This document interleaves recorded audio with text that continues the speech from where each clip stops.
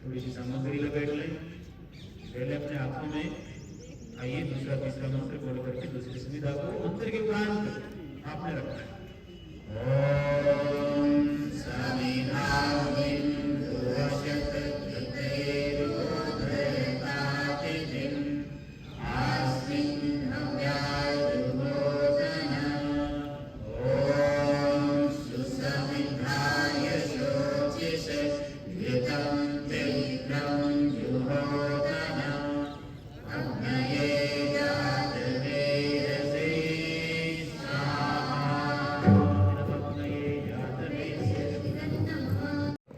किसी को दुख तकलीफ तो नहीं है ना आज इस समय, सब आनंद में है। तो सु आहा का दिन है। ऐसा कर्म जो इस जीवन का सर्वश्रेष्ठ कर्म है, यज्ञ हवन अग्निहोत्र, वो सीख रहे हैं। और ऐसा सुंदर अवसर है, प्रातः काल की बेला है। और सबसे अच्छी बात, जो काम एक साल में, जो हमारे दयानंद ब्रह्म विद्यालय में या जैसे हमने सीखने में 15 साल लगे, तो आपको तो यहाँ 1.5 घंटे में सिखा रहे हैं। तो इसलिए अच्छा अवसर है। प्रसन्न भाव से स्वाहा के साथ आपने सारे होतियां देनी है। आइए आरंभ करेंगे। ओम आत्मा जात वेदस्ते नैदस्वभस्वचेद्धवधय चास्वान् प्रजया पशुभिः ब्रह्म वचसे नाना येन समेधय स्वाहा।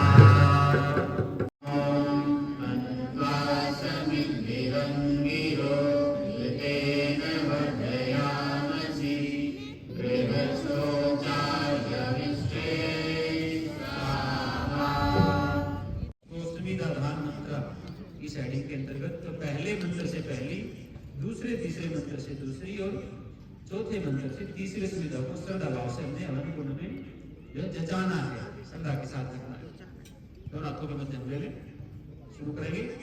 ओम अयंत इद्मय आत्मा जात वेदसे निष्फलभस्वचेद्धवधय चास्मान् प्रजया पशुभिः ब्रह्म वचसे नाना येन समेधय स्वाहा। और ये बिगड़ गए जैसा नाम है वैसे ही साफ करना चाहिए। तो अपने वाक्य को बैलेंस है, हम 3 जो सुविधाएं हैं, सुविधाएं 3 एक जैसी हो, एक आकार एक आकृति, एक आकार आकृति की सुविधा एक लेवल पर मंत्र के साथ थोड़ा सा घी ले लें चम्मच में, बहुत ज्यादा नहीं। घी को टपकाना, टपका रूप में थोड़ा थोड़ा करके अग्नि के आसपास लकड़ियों को डालो ताकि अग्नि और लकड़ियों का आपस में मेल, सुविधाओं का मेल हो जाए।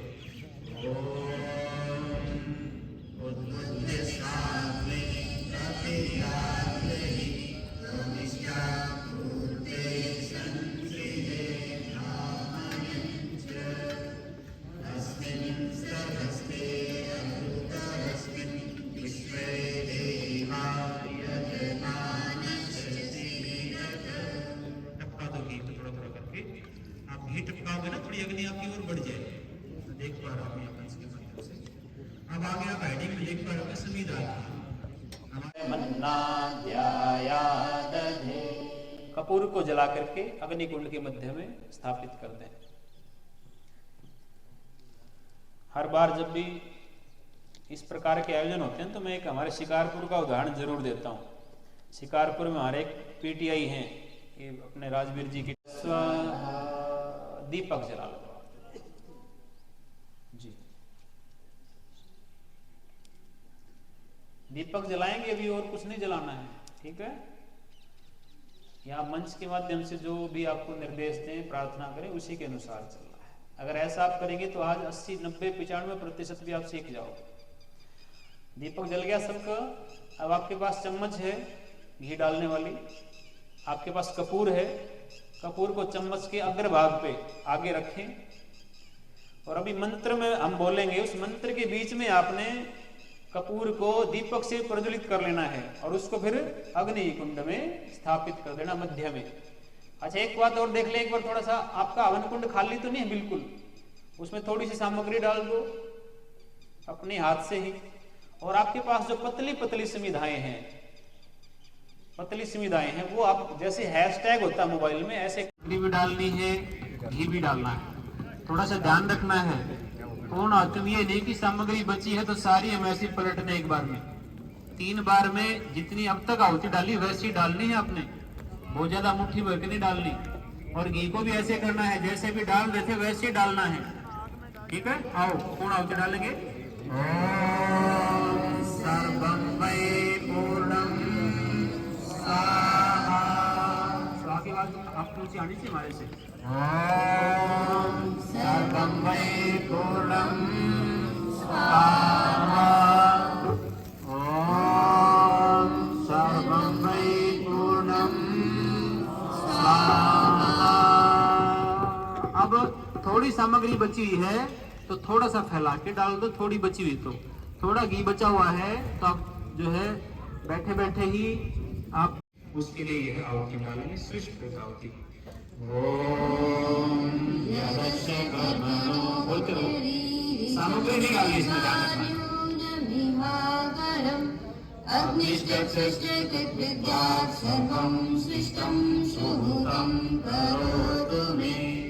अग्नये सृष्टे कृते सुहुते हुते सर्वकार्यस्थिताहुतीनां कामानां समर्पयित्रे सर्वान्नमकामान् समर्पय स्वाहा।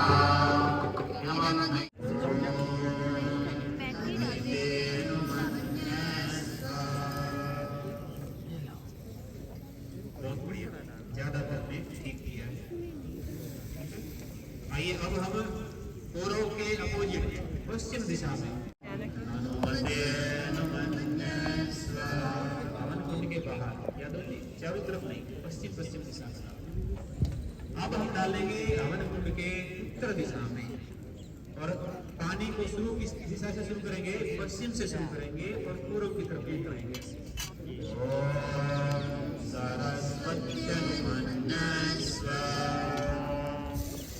आपका दीपक कहाँ रखा हुआ है उसको प्रजापतये स्वाहा। इदं प्रजापतये इदं नमः। ओम इंद्राय स्वाहा। इदं इंद्राय इदं नमः। तो ये दो आहुतियां थी। हमारा जो ये अग्नि है ये संतुलित रहे। अग्नि में अगर कहीं लेस मात्र भी कार्बन डाइऑक्साइड निकले तो जल उसको सोख ले। तीसरा, कोई जीव जंतु हम देखते हैं यहाँ चींटियां बहुत हैं, वो हवन कुंड की तरफ ना बढ़ जाए, उनको नुकसान ना हो जाए, तो भी जल उपयोग में आता है। और चौथा, हवन के अंदर बहुत सी लाभदायक गैसें निकलती हैं, फॉर्मल्डिहाइड जैसी, उनका प्रभाव और बढ़ जाए, कई गुना हो जाएगा, इसलिए जल का सिंचन, ये तो इसकी वैज्ञानिकता है। आइए अब हम जल सिंचन करेंगे। सबसे पहले आपका जो हवन कुंड है ना, इसकी 4 दिशाएं हैं और दिशाओं का आप सबको पता है। हम जिस दिशा में बैठे हैं कौन सी दिशा है? पूर्व दिशा। तो आपके हवन कुंड की भी जो इस तरफ की बाजू है वो उसकी पूर्व दिशा है। सामने कौन सी होगी? पश्चिम। तो आपके हवन कुंड की भी जो सामने की बाजू है, जो सामने बैठे हैं वो उसकी पश्चिम दिशा होगी। और अपने आपके दाईं तरफ इधर कौन सी दिशा होगी? दक्षिण। ठीक है, तो आपके हवन कुंड की जो ये आपके जो सामने बैठे उनकी दाईं तरफ जो ये बाजू है उनकी दक्षिण दिशा है और ये होगी अपनी हवन कुंड की और हम सब की उत्तर दिशा। तो थोड़ा सा ध्यान रखना हमने कि किस दिशा में जल का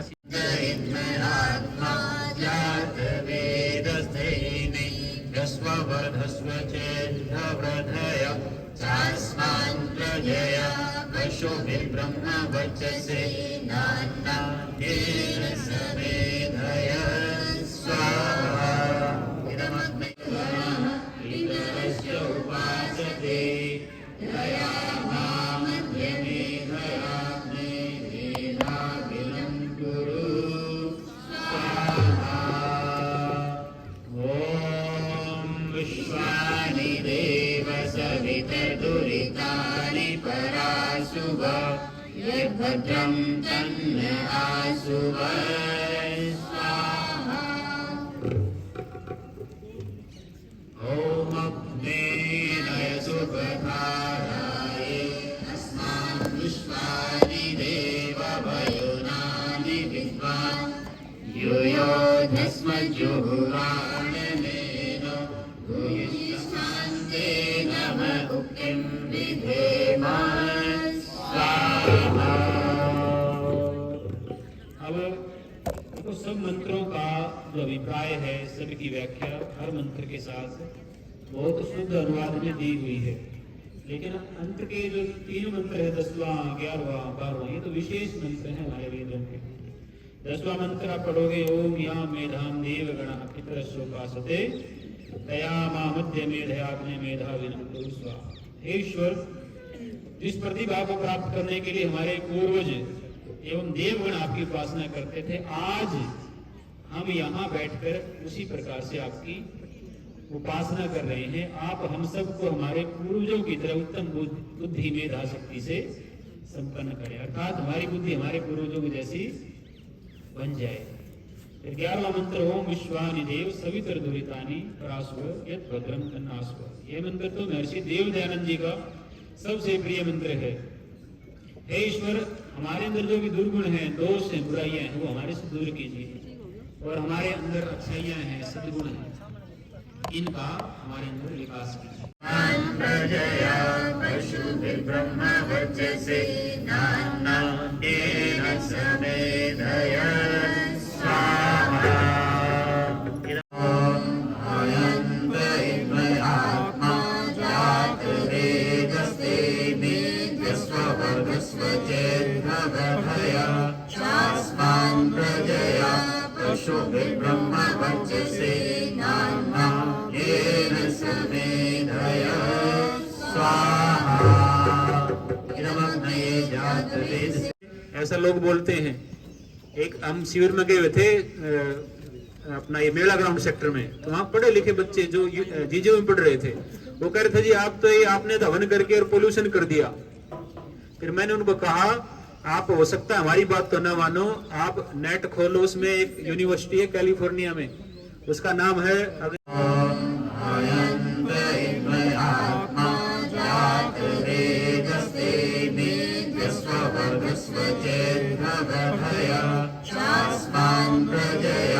पशुभिर्ब्रह्म वर्चसे नान्येन समेधय स्वाहा। इदमग्नये जातवेदस्ते प्रजया पशुभिर्ब्रह्म वर्चसे नान्येन समेधय स्वाहा। आत्मा जातवेदस्ते मेध्यस्ववर्धस्व चेद्भवधय शास्मान् प्रजया पशुभिर्ब्रह्म वर्चसे नान्येन समेधय स्वाहा। जो ये अग्नि है, ये संतुलित रहे। अग्नि में अगर कहीं लेस मात्र भी कार्बन डाइऑक्साइड निकले तो जल उसको सोख ले। तीसरा, कोई जीव जंतु हम देखते हैं यहाँ चींटियां बहुत हैं, वो हवन कुंड की तरफ ना बढ़ जाए, उनको नुकसान ना हो जाए, तो भी जल उपयोग में आता है। और चौथा, हवन के अंदर बहुत सी लाभदायक गैसें निकलती हैं, फॉर्मल्डिहाइड जैसी, उनका प्रभाव और बढ़ जाए, कई गुना हो जाए, इसलिए जल का सिंचन, ये तो इसकी वैज्ञानिकता है। आइए अब हम जल सिंचन करेंगे। सबसे पहले आपका जो हवन कुंड है ना, इसकी 4 दिशाएं हैं, और दिशाओं का आप सबको पता है। हम जिस दिशा में बैठे हैं, कौन सी दिशा है? पूर्व दिशा। तो आपके हवन कुंड की भी जो इस तरफ की बाजू है, वो उसकी पूर्व दिशा है। सामने कौन सी होगी? पश्चिम। तो आपके हवन कुंड की भी जो सामने की बाजू है, जो सामने बैठे हैं, वो उसकी पश्चिम दिशा होगी। और अपने आपके दाईं तरफ इधर कौन सी दिशा होगी? दक्षिण। ठीक है, तो आपके हवन कुंड की जो ये आपके जो सामने बैठे उनकी दाईं तरफ जो ये बाजू है, उनकी दक्षिण दिशा है, और ये होगी अपनी हवन कुंड की और हम सब की उत्तर दिशा।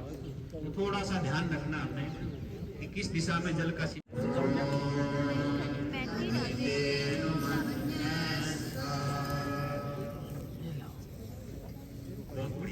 ज्यादातर ने ठीक किया है।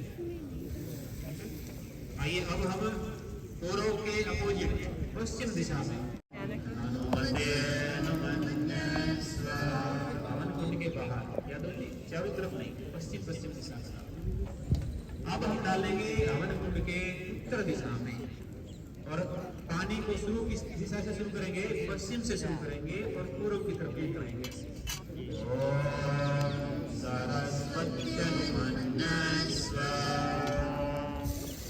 आपका दीपक कहाँ रखा हुआ है उसको उठा के रखें।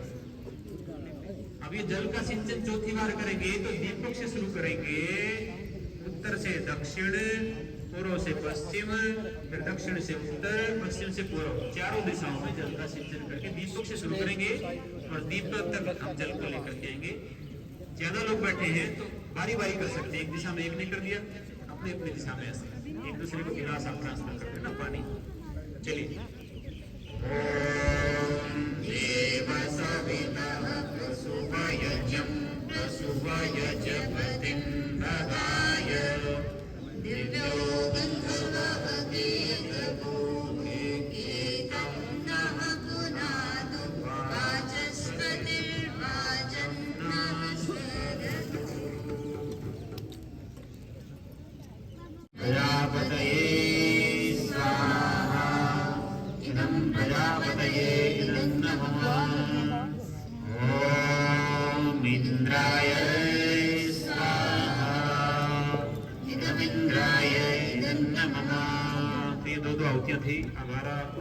बचा लेना। हाँ, रख दो ज्यादा है तो फिर हवन करेंगे, कल भी करना है, परसों भी करना, बड़ा हवन कर लेंगे कल परसों, ठीक है? बिल्कुल थोड़ा हो तो डाल है, बाकी बैठ जाओ अभी, बस बैठ जाओ, थोड़े के लिए खाना है, ज्यादा तो रख लो। और एक काम और करेंगे अभी, अगर आपका घी का पात्र खाली हो गया और सामग्री है तो थोड़ी सामग्री डाल के रगड़ लो ताकि वो पूरा पात्र साफ हो जाए, वरना जब बर्तन धोएंगे ना वो सारा फिर जो है गटर में जाएगा सारा घी, तो उसको थोड़ा रगड़ लो सामग्री से, रगड़ करके वो सामग्री ज्यादा तो रख लो और थोड़ी है तो अपना हवन कुंड में फैलाकर डाल दो। सामग्री भी डालनी है, घी भी डालना है, थोड़ा सा ध्यान रखना है। पूर्ण तुम ये नहीं कि सामग्री बची है तो सारी हम ऐसी पलटने एक बार में, 3 बार में जितनी अब तक आहुति डाली वैसी डालनी है आपने, बहुत ज्यादा मुट्ठी भर के नहीं डालनी। और घी को भी ऐसे करना है जैसे भी डाल रहे थे वैसे ही डालना है, ठीक है? आओ पूर्ण आहुति डालेंगे। ओम सर्वं वै पूर्णं स्वाहा। स्वाहा की बात आपको ऊंची आनी चाहिए हमारे से। ओम सर्वं वै पूर्णं स्वाहा। ओम सर्वं वै पूर्णं स्वाहा। अब थोड़ी सामग्री बची हुई है तो थोड़ा सा फैला के डाल दो, थोड़ी बची हुई तो थोड़ा घी बचा हुआ है तो आप जो है बैठे बैठे ही आप उसके लिए यह आहुति डालेंगे, श्रेष्ठ आहुति। ओम बोलते रहो, सामग्री नहीं डालनी इसमें, ध्यान रखना है। अग्निष्टविद्यात् सर्वं सृष्टं सुहृतं करोतु मे। अग्नये सृष्टिकृते सुहृते सर्वकार्यस्थिताहुतीनां कामानां समर्पयित्वे सर्वान्नः कामान् समर्पय स्वाहा। मंत्र ओम अग्नेय सुपथाराय स्मान विश्वानि देव वयुनानि विद्वान योधस्मज्जुहराणवेनो धिष्ठान्ते नमक्तिं विधेम।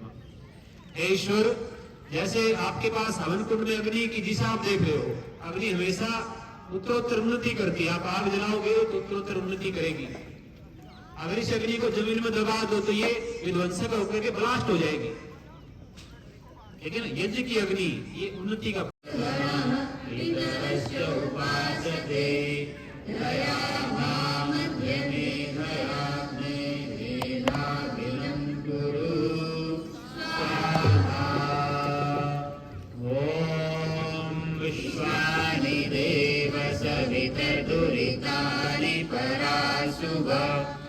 भद्रं तन्न आशुव स्वाहा।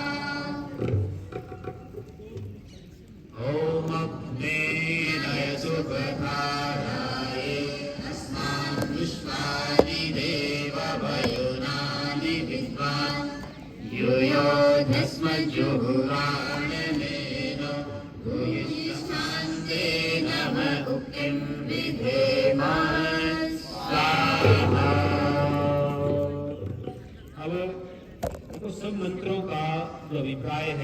की व्याख्या हर मंत्र के साथ बहुत शुद्ध अनुवाद में दी हुई है, लेकिन अंत के जो 3 मंत्र है 10वां 11वां 12वां, ये तो विशेष मंत्र है हमारे वेदों के।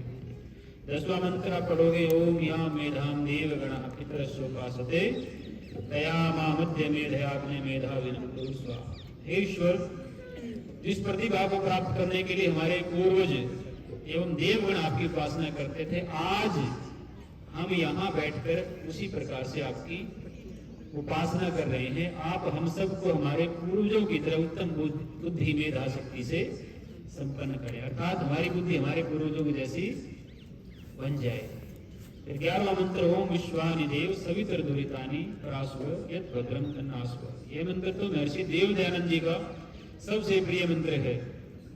हे ईश्वर, हमारे अंदर जो भी दुर्गुण हैं, दोष हैं, बुराइयां हैं, वो हमारे से दूर कीजिए, और हमारे अंदर अच्छाइयां हैं, सद्गुण हैं, इनका हमारे अंदर विकास कीजिए। ऐसा लोग बोलते हैं। एक हम शिविर में गए हुए थे अपना ये मेला ग्राउंड सेक्टर में, तो वहाँ पढ़े लिखे बच्चे जो जीजे में पढ़ रहे थे, वो कह रहे थे जी आप तो ये आपने हवन करके और पोल्यूशन कर दिया। फिर मैंने उनको कहा, आप हो सकता है हमारी बात तो ना मानो, आप नेट खोलो, उसमें एक यूनिवर्सिटी है कैलिफोर्निया में, उसका नाम है